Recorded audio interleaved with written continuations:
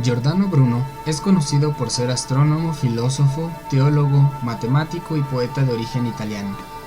Desde temprana edad intentó encauzar una exaltada religiosidad ingresando en un convento de orden de los dominicos.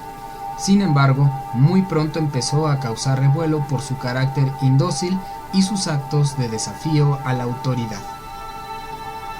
Era un seguidor de los autores como son Lutero y Calvino, quien a la Iglesia en ese entonces los tenía prohibidos. Bruno fue denunciado por ello ante la Inquisición, sin embargo no tuvo consecuencias y el joven Bruno pudo proseguir con sus estudios.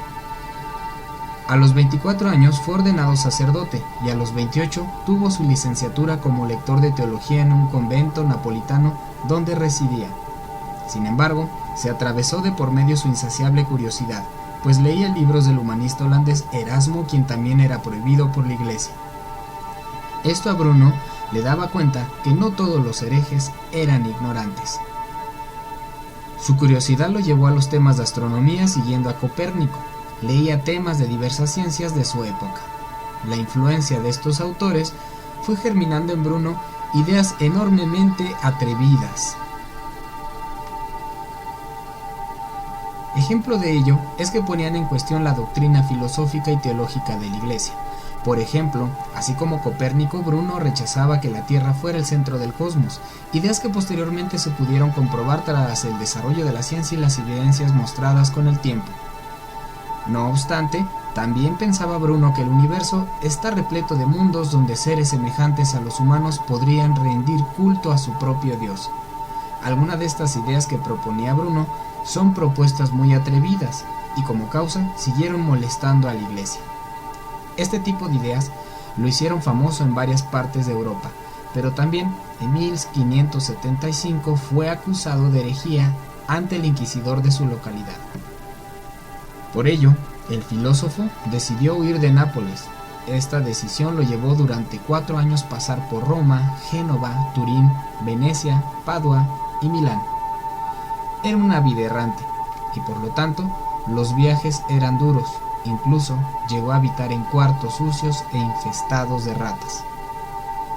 Muchos de sus amigos eran filósofos y poetas, que les atraían las ideas de Bruno, pero ello le ayudaron en la publicación de sus diversas obras. Su fama le precedía y enseguida fue aceptado en grupos influyentes como en el caso de Francia. Incluso el propio rey Enrique III se sintió atraído por sus disertaciones.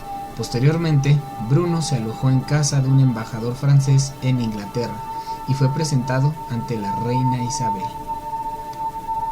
Con el tiempo, Bruno recibió una carta de un noble veneciano, Giovanni Mocenigo, quien lo invitó a Venecia a cambio de grandes recompensas. Pese a la advertencia de sus amigos de los riesgos de volver a Italia, el filósofo aceptó la oferta y se trasladó en 1591. Aquí daba clases en la Universidad de Padua.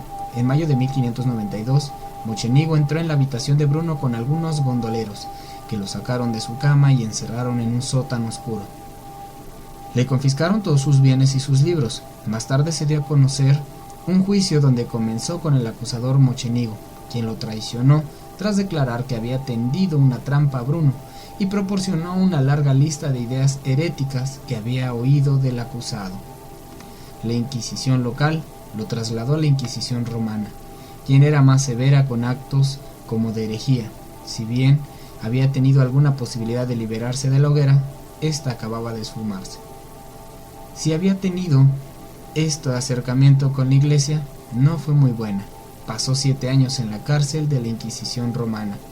Bruno consideraba que sus obras eran filosóficas y en ellas solo se sostenía que el pensamiento debería ser libre de investigar, con tal que no se dispute la autoridad divina. Pese a ello, la Iglesia quería que se retractara, de lo contrario, sería condenado a la hoguera. Y así fue.